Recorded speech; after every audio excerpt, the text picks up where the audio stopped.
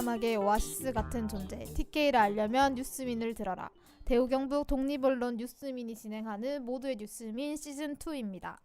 지금 이 팟캐스트를 듣고 계신 당신은 구독과 좋아요를 누르셔야 합니다. 아이튠즈, 팟빵, 파티, 유튜브에서 구독, 좋아요 눌러주시고 상업 광고 없이 독자 여러분들의 후원으로 운영되는 저희 뉴스민에도 후원 많이 해주시길 부탁드립니다. 네, 안녕하세요. 저는 뉴스민의 김규현 기자입니다. 안녕하세요. 박중엽 기자입니다. 네, 이상원입니다. 안녕하세요. 오늘은 황교안 전 국무총리에 대해서 이야기를 해볼까 하는데 연휴 끝나자마자 주말이었나요? 10일에 황교안 총리가 서문시장에 왔었다고 하더라고요. 10일이 아니고 10일 아니에요? 2월 8일입니다. 8일. 8일에 왔습니다. 8일. 8일이면 토요일, 금요일. 네. 딱 설 지나자마자. 네, 설 지난 그 주 8일에 서문시장에 왔고 9일에는 박정희 전 대통령의 생가를 방문을 했죠. 1박 2일 TK 투어. TK 투어. 그렇게 하다 갔습니다. 설 마치자마자 찾은 곳이 TK라는 게 약간 의미가 있는가 싶어요.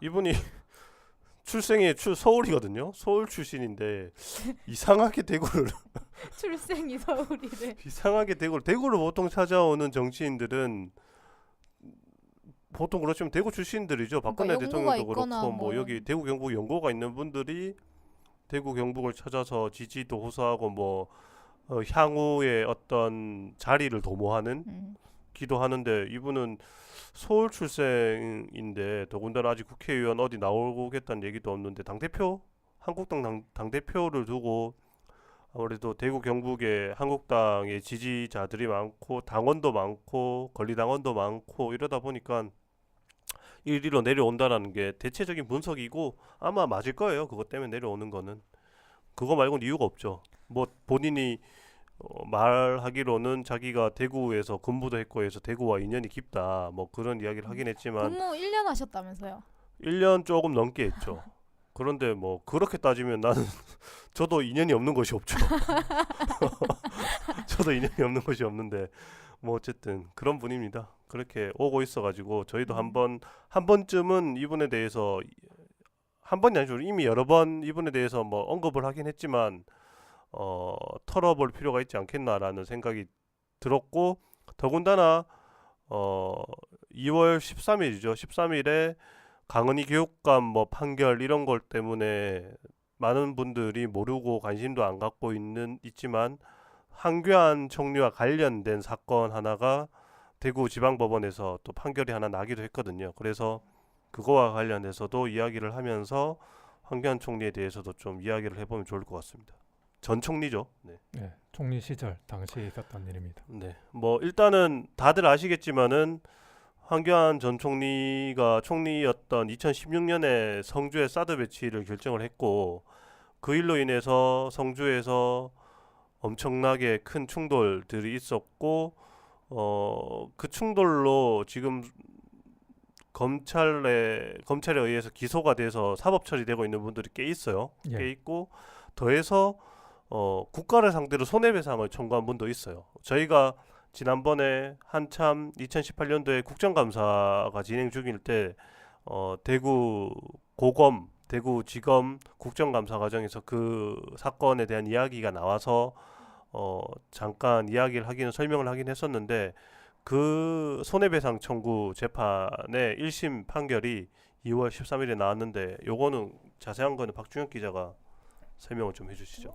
이른바 황교안 총리 뺑소니 사건? 네, 뺑소니라고 하면 좀 들어보셨을란가? 왜 작년에 국감 때서도 한번 그 어디였죠? 그 이상원 기자가 가지 않았나요? 네. 아까 방금 이야기했던 네, 대구 고검과 대구지검 국정감사 과정에서도 나왔고 법무부 국정감사에서도 언급이 됐어요. 박주민 국회의원이 이 사건에 대해서 몇 차례 언급을 했었습니다. 그래서 이 뺑소니라고 하면은 그러니까 소위 말해서 차를 치고 나서 차를 교통사고가 나고 나서 아니면 뭐 사람을 치거나 한 다음에 별다른 뭐 어떤 조치를 하지 않고 그냥 가는 걸 뺑소니라고 하죠. 이게 황교안 전 총리가 총리 재직 시절 당시에 성주에 와가지고 뺑소니를 쳤다라는 그런 논란에 휩싸이게 됐습니다. 그것 가지고 지금 일반 민사 재판이 벌어지고 있고 그리고 별개로 형사 재판도 진행되고 있는데요. 7월 15일에 일어난 사건입니다. 황교안 2016년 7월 15일에 성주군에서 성주읍에서 벌어진 사건입니다. 황교안 당시 총리가 어떻게 성주에 오게 됐느냐 했을 때 여기 사드 배치 발표를 그 이틀 전에 성주 사드 배치 발표를 했었고 그래서 7월 15일에 성주군민들을 만나서 어떤 그 양해 말씀을 사과 뭐 이런 것들을 하려고 왔던 자리입니다. 7월 15일에 그런 자리였는데 황교안 총리가 왜 왔느냐? 그때 당시에 박근혜 대통령이 몽골 순방 중이었습니다. 그래서 급하게 아니 뭐 박근혜 대통령이 몽골 순방을 안 갔다고 해도 박근혜 대통령이 직접 오진 않았을 거잖아요. 네. 그거는 별로 상관이 없는 것 같은데요. 그래도 그 총리가 직무 대행이니까 그때 원래 대통령이 하는 게 맞죠? 총리보다는. 아니요, 대통령이 굳이 왜 성주까지 내려와서 그걸 발표해요? 그러니까 총리는 그러면 총리가 굳이 또 할 필요는 없잖아요. 대표자가 그러니까 이게 대통령이 결정. 그러니까 대통령이 내려와야 되는데 총리가 대신 내려왔다기보다는 그 자기가 총대 메고 내려온 거죠. 뭐 박근혜 대통령이 있었다고 해서 박근혜 대통령이 내려오진 않았을 건데요. 어쨌든 그때 당시에는 박근혜 대통령은 회의에 계셨어요. 네, 뭐. 그날 오전에 와가지고 그 국민들이 되게 항의를 했었었는데 되게 그냥 불에 기름을 끼얹은 그런 격으로 황교안 총리가 군청에 와가지고 죄송하다 이런 말을 했어요. 달걀이랑 물병이 막 쏟아지고 그랬었는데 막 장시간 이렇게 뭐 충돌이 있다가 황교안 총리가 부랴부랴 오후 한 4, 5시쯤에 도망을 칩니다. 도망을 친다고 해야 될까요? 그러니까 뭐라고 해야 될까? 빠집니다. 그래서 이제 서울로 올라가기 위해서 되돌아가기 위해서 이제 나오는 과정에서 그 무슨 버스에 있다가 국민들이 막으니까 막 군청을 다 봉쇄를 했었잖아요. 그렇죠. 국민들이. 이제 거기서 그런 퇴로가 잘 없어서 그래서 뒷길로 나갔는데 그 길이 네. 어디였냐면 군청 바로 옆에 있는 심상 김창숙 선생님 생가로 네, 이어지는 맞아요. 샛길로 네. 가는데 그렇죠. 군청에 그렇게 드러난 샛길이거든요. 거기가. 뒷길로 해서 이렇게 도망을 그러니까 서울로 가기 위한 길을 잡기 위해서 나오다가 그 과정에서 국민들이 계속 그 앞을 막아섰었고 네. 그런 과정이 계속 반복되다가 마지막에 그 어디죠? 성산포대죠. 성산포대로 성산포대에서 네. 헬기를 타고 이렇게 서울로 가시려고 했었나 봅니다. 근데 그 올라가는 길목이 한 개인데 그게 1차선 도로예요. 그러니까 그 도로라고 하기도 좀 애매한 그런 그 진입로라고 해야겠죠. 1차선 그 따로 중앙선도 없는 그런 도로인데 거기에서 여기 뺑소니에 연루된 그 이민수 씨가 성주군민입니다. 성주군민 이민수 씨가 일가족과 함께 그 차에 타고 이 항의를 좀 해야겠다. 이 총리한테 왜 성주에 이 사드를 배치하느냐 이런 걸 항의를 좀 하고 물어나 봐야겠다 이렇게 해서 기다리고 있었는데 그 황교안 총리가 탔던 흰색 소나타 차량이 약간 좁았습니다. 이 도로가 좁았는데 여기 비스듬하게 대져 있으니까 막 경찰이 호위하던 경찰이 내려가지고 이 유리창을 깨고 그 브레이크를 풀어서 한 군데로 치웁니다. 그리고 조금 덜 치웠는데 그 황교안 총리가 탔던 차량이 황교안 총리가 직접 운전한 건 아니고 황교안 총리가 탔던 차량이 그 덜 채워진 상태에서 길목을 지나다 보니까 차량이 충돌을 했고 그래서 일단 첫 번째로 그 공무집행방해로 기소돼서 지금 1심 재판이 진행 중이고 있습니다. 그래서 당시에 그 비스듬하게 되어져 있던 이민수 씨의 차량을 그 황교안 총리가 치고 충돌이 있었고 그리고 그 다음에 그냥 가서 황교안 총리가 타고 있던 차량과 이민수 씨 가족이 타고 있던 차량이 충돌을 했고 충돌한 상황에서 황교안 총리가 탄 차량이 그대로 지나치고 성산포대로 들어갔습니다. 네, 성산포대로 들어갔죠. 이후에 뭐 그 차량 간 충돌에 대해서 별다른 조치를 하지 않고 이제 그대로 성산포대로 올라가서 헬기를 타고 서울로 떠났죠. 어쨌든 헬기를 타고 갔습니다. 그래서 이후에 얼마 뒤에 그 이민수 씨가 국가 상대로 손해배상 청구를 했습니다. 이 뭐 충돌 사고가 있었고 뭐 그리고 나서 그 사건 때문에 사건이 불거지고 난 다음에 이 사건을 두고 양측의 입장이 좀 갈렸어요. 갈린 게 이민수 씨 측은 이게 뺑소니다. 자, 본인들은 맞아. 가만히 있는데 경찰이 차를 치고 와서 갔으니까. 차를 부수고 한쪽으로 옮기고 그리고 나서 또 차량이 와서 들이받고 이러면서 일련의 사건들이 벌어졌기 때문에 이게 뺑소니다라고 주장을 했었고, 반면에 경찰과 황교안 총리 측, 그냥 정부 측에서는 이게 정당한 공무집행을 방해하고 있는 공무집행 방해다라고 판단을 해서 경찰은 공무집행 방해로 이민수 씨를 기소를 했고, 그다음에 이민수 씨는 이게 손해배상, 본인들이 우리 이민수 씨 가족에게 교통사고를 내고 어떤 손해에 대한 배상도 해주지 않았기 때문에 국가가 손해배상을 해야 된다라고 해서 손해배상 청구를 했죠. 그렇게 지금 두 개의 사건이 앞에서 이야기했다시피 진행이 되고 있는데, 하나가 그렇게 해서 만들어진 국가손해배상 청구 소송, 이제 민사소송이고, 또 하나가 경찰이 그리고 검찰이 이민수 씨를 기소해서 진행되고 있는 형사사건인 거고, 저희가 앞서 말씀드렸던 2월 13일의 판결은 그 국가손해배상 소송에 대해서 1심 판결이 나온 겁니다. 국가상대 손배소에서도 방금 말씀드린 그 경찰 검찰 측의 기소와 비슷한 의견의 어떤 그 답변이 있었었는데요. 어떻게 이야기를 하냐면 이 뺑소니라는 주장에 대해서 이것이 그러면 잠깐만. 1심 결과가 나온 거예요? 1심 판결 나왔어요. 그럼 어떻게 됐어요? 결과는? 기각됐죠. 기각? 네, 방송에서 얘기 안 한 것 같은데. 네네, 우리 기각됐습니다. 결과적으로는 일단은 이민수 씨 측, 그러니까 원고 측이 각각에게 손해배상 청구를 한 게 있는데 이건 다 받아들이지 오늘. 않고 기각을 했습니다. 그래서 결국 2월 13일에 기각 판결이 나왔습니다. 기각된 이유는 간단하게 말씀드리면 일단은 이렇게 판결을 했어요. 성산포대를 가려면 일단 소울 차량, 그러니까 이민수 씨가 타고 있던 소울 차량을 지나가야 된다. 그 황교안 총리가 타고 있었던 차량이 소울 차량을 지나가야 되는데, 근데 그래서 지나가야 하기 때문에 유리창을 깨트렸다. 근데 유리창을 깨트리긴 했는데 이게 신체에 직접적인 피해가 발생할 가능성을 그때 당시에 예상하기는 어려웠다. 그리고 실제로 피해가 갔다고 할 수도 없다. 그렇게 해서 유리창을 깨서 운전문을 열어서 차를 옮겼다. 근데 차를 옮기는 거는 당시에 경찰의 정당한 직무였다. 그렇기 때문에 배상할 필요가 없다. 라고 하면서 기각을 했습니다. 근데 당사자 입장에서는 진짜 답답할 것 같아요. 왜냐면 일단 가만히 있는 그냥 황교안 총리한테 이게 어떻게 됐는지 묻고 싶어서 거기에 있었는데, 어쨌든 경찰이 우리를 치고 갔고 경찰이 내 차를 부셨고, 그래서 그 차를 부신 거에 대해서 손해배상을 청구했는데 이게 기각됐다? 근데 보통 일반적인 교통사고에서도 누가 내 차를 들이받으면 배상을 해주잖아요. 그렇죠. 서로가 100% 뭐 뭐 그런 게 잘 없으니까요. 각자 수리를 하기도 하는데, 뭐 어쨌든 이렇게 누구의 과실이 더 큰지를 따져서 그 과실이 더 큰 사람에게 책임을 묻는데 이거는 그런 사안이 아니다라고 본 게 법원의 판단인 것 같고, 그렇게 돼서 1심에서는 어쨌든 그렇게 판결이 났는데, 이민수 씨 이제 본인은 항소를 할 계획을 갖고 있는 걸로 확인이 예. 되고 있어서 예. 이거는 항소심 재판이 진행되면 또 어떻게 판결이 나올지는 지켜봐야 될 것 같고요. 뭐 뿐만 아니라 이분이 지금 형사 사건도 진행 중이기 때문에 이 민사의 결과 또는 형사의 결과가 서로 물릴 수도 있는 상황이거든요.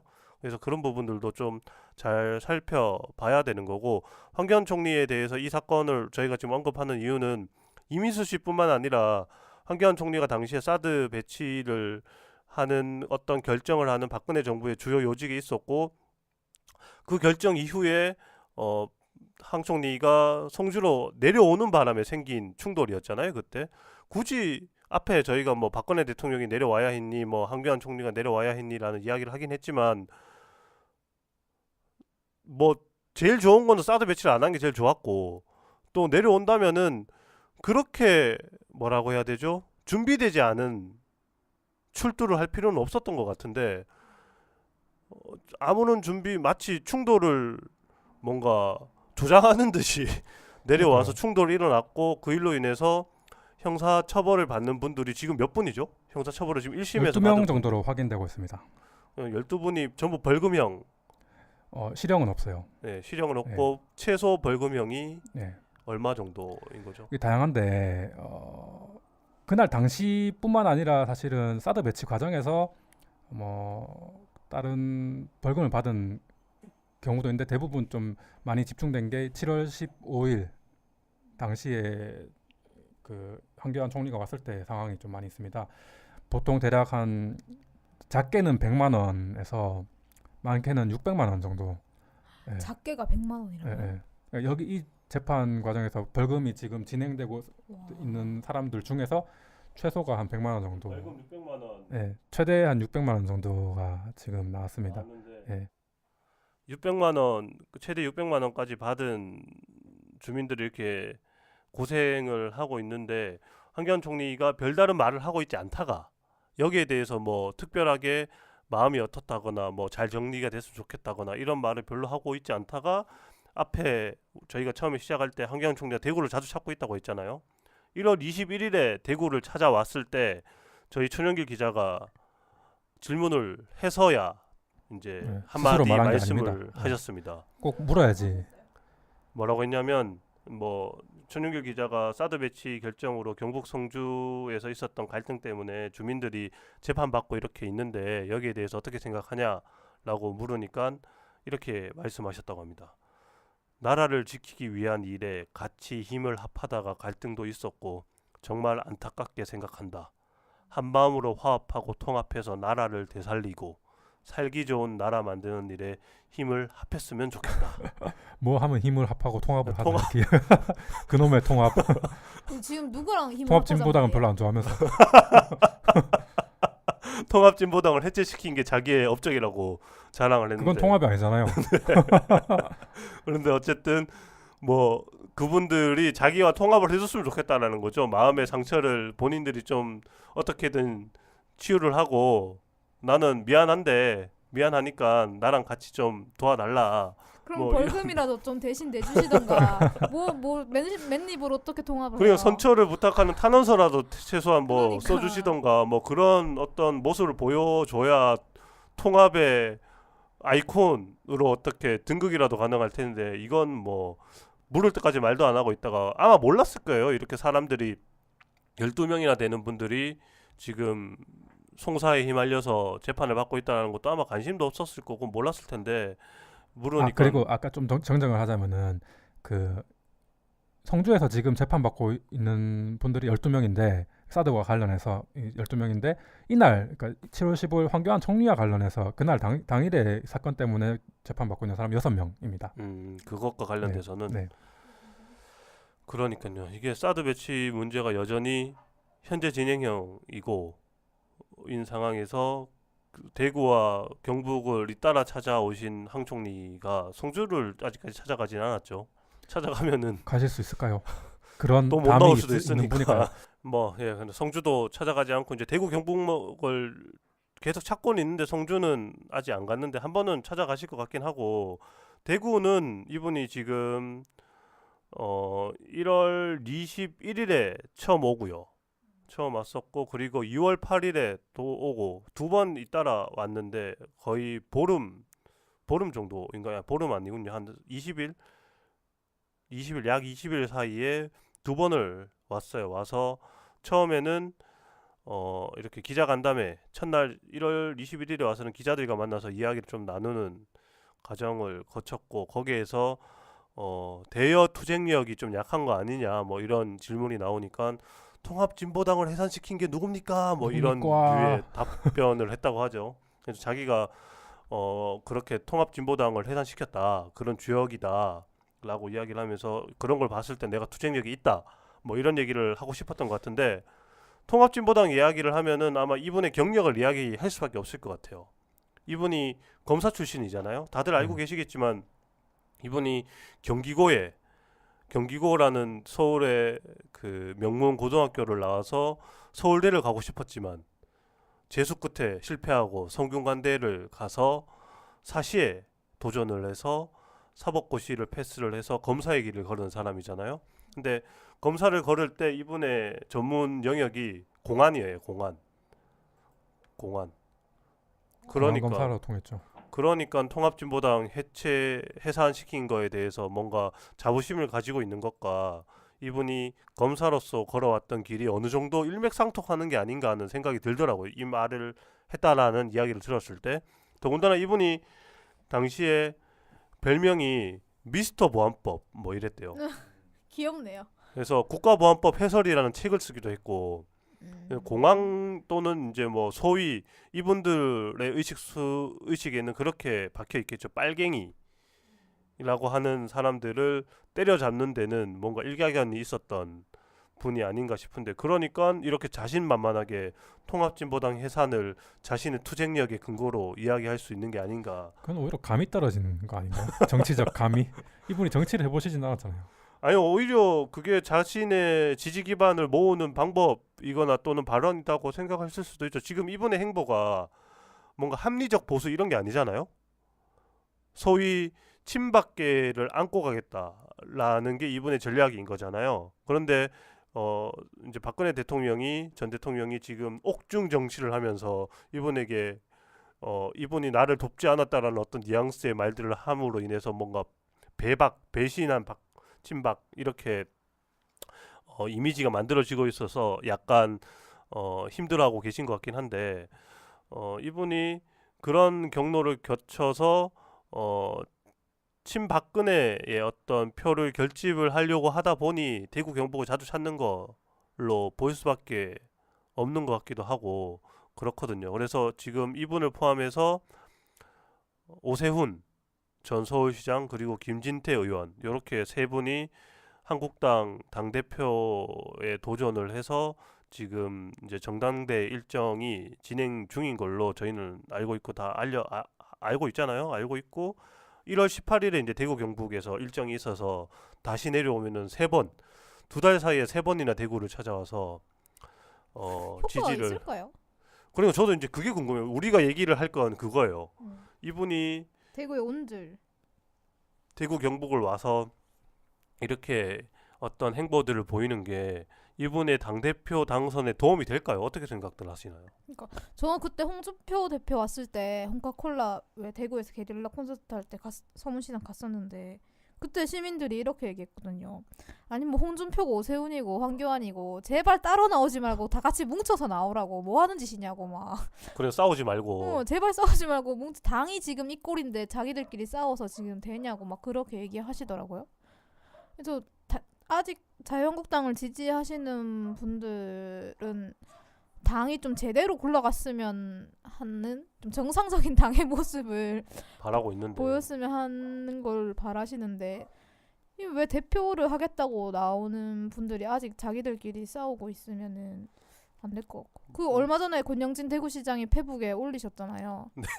작심 발언 하셨잖아요. 네네네. 당 돌아가는 꼴을 보니 답답해 미치겠다 뭐 이런. 도로 친박당으로 돌아가고 있다 뭐 이렇게 얘기하시던데. 그렇죠. 그래서 지금 황교안 총리의 등장으로 좀 뭔가 유력한 당권 주자로 부각되고 있는데 시선들이 제각각이고 또 대구에서부터 또 이분에 대한 어떤 의혹들이 불거지면서 그렇죠. 약간 좀 뭐라고 해야 되나요? 뒤통수가 가려운 따지면은 그런 상황이죠. 이분이 대구에 계속 러브콜을 보내고 있지만 대구에서 대구 MBC가 선두에 서서 이분이 대구 고검장 시절에 있었던 어떤 뭐 의혹들을 이제 바람직하지 못했던 공직 생활에 대한 의혹들을 밝히고 있는 상황이어서 참 본인 뜻대로 되지 않는다.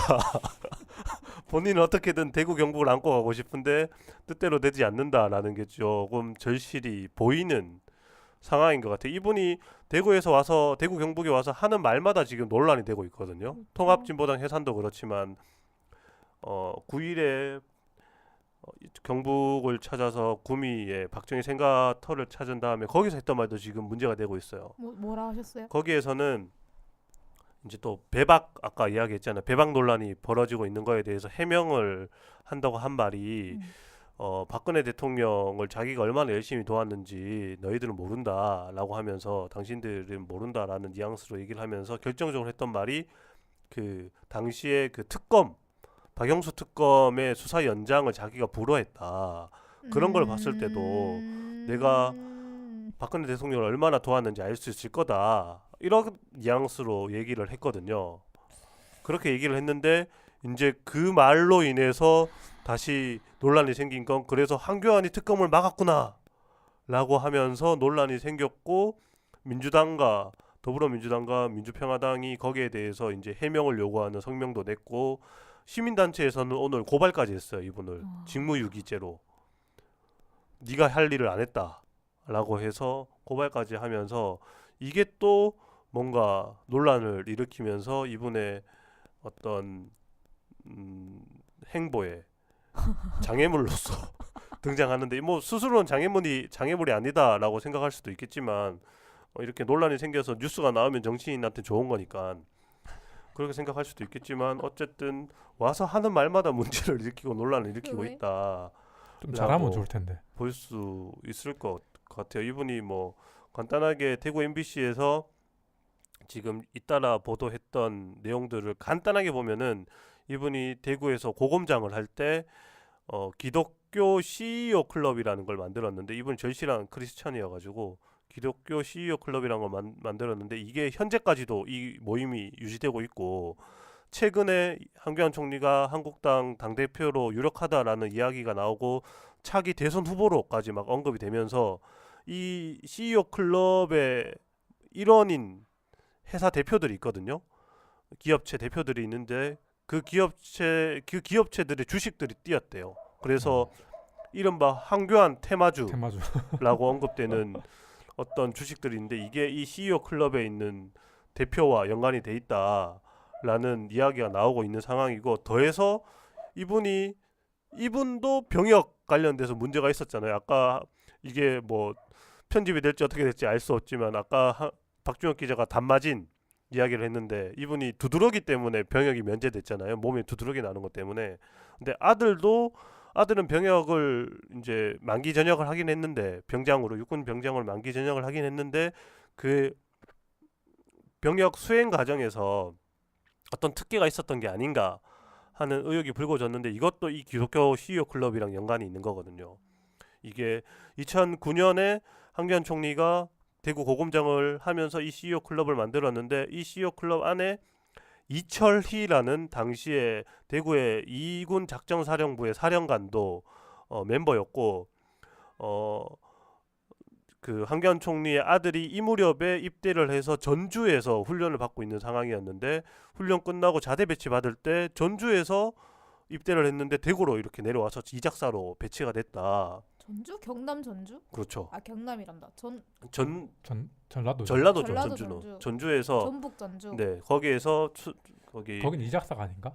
아니죠. 음. 수도권 이작사인지 여부는 확인을 해봐야 될 것 같긴 한데 이작사가 아니에요. 이작사 관할이 아니고 해서 지금 이렇게 전주에서 훈련을 받고 이작사로 오는 게 이례적이다라는 의견들이 있는 거거든요. 그래서 이작사로 와서 또 가만히 조신하게 병역을 이행을 했으면 좋았을 뻔했는데 와서 또 이상하게 보직이 바뀌었대요. 편한 자리로 보직이 바뀌었고 이것도 이례적이다라는 게 대구 MBC의 보도의 주요한 핵심적인 내용이거든요. 일단은 황교안 총리도 그렇고 이철희 전 작전사령관도 그렇고 다 그런 의혹에 대해서는 부인을 했어요. 전혀 그렇지 않다. 자기는 알지 못하는 일이다. 라고 부인을 하긴 했는데 어쨌든 우리나라에서 병역은 매우 민감한 주제이기 때문에 황교안 총리의 발목을 두고두고 잡지 않을까 하는 생각이 들어요. 홍준표 전 한국당 당대표도 그렇게 얘기를 했거든요. 황교안 총리가 대권 주자이자 당권 주자로 부각될 때 걔는 안 돼. 이하창 총재를 한번 봐라. 그 양반도 그 병역 문제 때문에 대통령을 2번 도전해서 다 못 됐다. 병역 문제 있는 사람은 안 된다. 이렇게 지적을 했었는데 아마 이게 본인은 문제 없다라고 강행 돌파를 하려고 하겠지만 계속 두고 발목을 잡지 않을까라는 생각이 드는 어떤 문제점입니다. 그래서 뭐 이 정도로 이야기를 하면은 황교안 총리에 대한 이야기는 얼추 뭐 진행이 된 것 같은데 뭐 어떻게 생각하세요? 두 분은 누가 될 것 같은지, 누가 됐으면 하는지. 솔직히 한국당의 당 대표는 좀 중요하긴 하잖아요. 한국 사회에서 매우 큰 정치적 권한을 가진, 권력을 가진 당의 대표가 누가 됐느냐는 우리나라 국민들을 위해서도 매우 중요한 내용이어서 특히 대구에서는 더 관심사하지 않을까 합니다. 그렇죠. 황교안 총리가 뭐 사실 인지도나 이런 측면에서는 볼 때 오세훈 시장은 약간 좀 제가 잘 모르지만 그래도 좀 약하다는 느낌이 자꾸 들거든요. 지금은 그렇게 느낌이 들어서 약간 논란거리가 별로 없는 느낌이 있긴 있어요. 오세훈 시장이? 오세훈 전 시장은. 야인이었잖아요. 뭐 얼마 전까지만 해도 야인. 무조건 정치를 막 하진 않았던 상태였었고 지금은 뭐 차기면 몰라도 지금은 약간 좀 중량이 떨어지는 느낌이 듭니다. 그래서 그냥 중량감으로만 놓고 보자면은 홍준표 전 대표가 좀 중량감이 있었었는데 어차피 안 나오시니까 황교안 전 총리가 유력하지 않을까. 네. 사실 황교안 총리는 뭐 논란도 많고 뭐 이렇게 박근혜 대통령을 자기가 보호했다라고 이야기하시는 분은 저는 별로 안 됐으면 좋겠고, 그 김진태 의원 그분은 뭔가 이미지가 약간 개구장이 이미지가 좀 있는 것 같아요. 뭔가 말투나 이런 것도 되게 어린애가 장난치는 그런 느낌이 많이 들고 항상 컨셉이죠, 컨셉. 뭐 어쨌든 그래서 비호감이에요. 그래서 저는 오세훈 전 서울시장을 밀고 있습니다. 다른 이유도 있잖아요. 요즘 제가 여러 아이돌들을 좋아하지만 최근에 엑소를 다시 덕질을 하기 시작했는데 엑소의 막내 멤버 이름이 오세훈이거든요. 이 이야기를 엑소 멤버들이 엑소 팬들이 싫어합니다. 어쨌든 지금 제 컴퓨터 바탕화면도 오세훈이에요. 그러니까 저 오세훈이 아니고 이 오세훈인 거죠. 엑소의 오세훈. 네. 그래서 어쨌든 오세훈 전 서울시장에게 이유 없이 호감이 있어요. 그냥 이름이 오세훈이라서.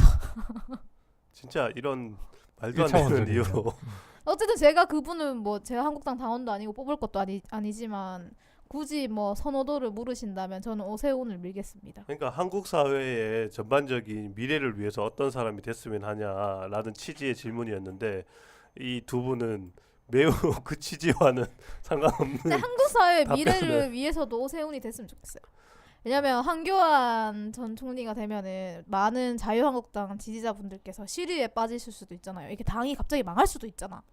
그러면 갑자기 나라 잃은 슬픔을 겪을 수도 있으니까 자유한국당의 재건을 위해서 오세훈이 되는 것도 나쁘지 않다고 봐요. 저는 그래서 황교안 총리가 돼야 된다고 보는 축인데 재건 같은 거 안 됩니다. 망해야지 다시 만들어지거든요. 그냥 딱 바닥을 찍어야 이분들은 아직 바닥을 못 찍은 것 같아요. 바닥을 찍고 나야 다시 이렇게 집을 새로 지을 정신들이 드는데 아직도 이분들은 집을 새로 지어야 된다라는 마음을 못 먹은 것 같아서 다시 황교안 총리가 당대표를 잡고 내년 총선에서 한번 쪽박을 쳐야 정신을 차리고 제대로 된 당 재건에 나서지 않을까 하는 생각이 들 정도로 저는 진짜 황교안 총리는 되는 순간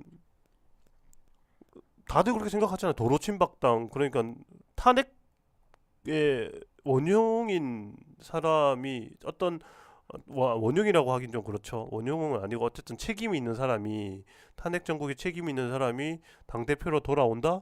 이러면 정치를 잘 모르는 분도 다 그렇게 생각하지 않을까요? 저건 뭐지? 라고 생각을 할 수밖에 없을 것 같아요. 그렇게 되면 TK에서는 어떻게 좀 의석수를 내년 총선에서 챙겨갈 수 있을지 모르지만 TK를 제외한 다른 지역에서는 정말 어렵지 않을까요? 저는 진짜 그렇게 생각하거든요. 나는 이분들의 그 셈법이 도대체 뭔지를 모르겠어요. 내가 모르는 뭔가가 있나? 내가 알지 못하는? 있을 수도 있죠. 아니면 좀 쉽게 망하고자 트릭을 쓰는 걸 수도 있잖아요. 그냥 망하기는 약간 창피할 것 같고 망하는 이유가 있어야 될 거 아니에요. 아 그래서 황교안 총리를 이 실패의 원인은 실패 책임자로 황교안 총리를 지목하기 위해서 그건 너무 두수 앞을 보는 거예요. 아 그럴 수도 있겠네요. 뭐 국회의원들이야 자기가 전면에 안 나서고 이제 얼굴 마담으로 세워놓고 나중에 책임은 이 사람한테 물고 묻고 뭐 그렇게 생각할 수도 있을 것 같긴 한데 어쨌든 그냥 굵직한 인물이 좀 없는 것 때문이 아닐까요? 굵직한 인물이 아니고 인물이 없죠. 그러니까 자유로운 그만큼 것도 좀 약간 오세훈 전 시장도 사실은 아까 제가 말씀드렸듯이 약간 중량감이 떨어지는 느낌이고 막 그 악평이든 호평이든 간에 그래도 중량감으로 치자면은 황교안 총리가 악평이라고 해야겠죠. 악평으로 좀 그래도 중량감이 있으니까 그거 하나 믿고 그런 게 아닐까.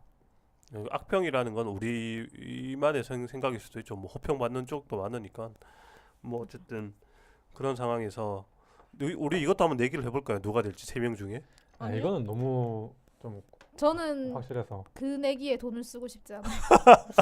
이런 내기에 돈을 쓰고 싶지 않아요. 그런가요? 나한테 득되는 내기가 아닌 것 같아. 최영길 기자가 있었으면 주용한테 걸었겠죠.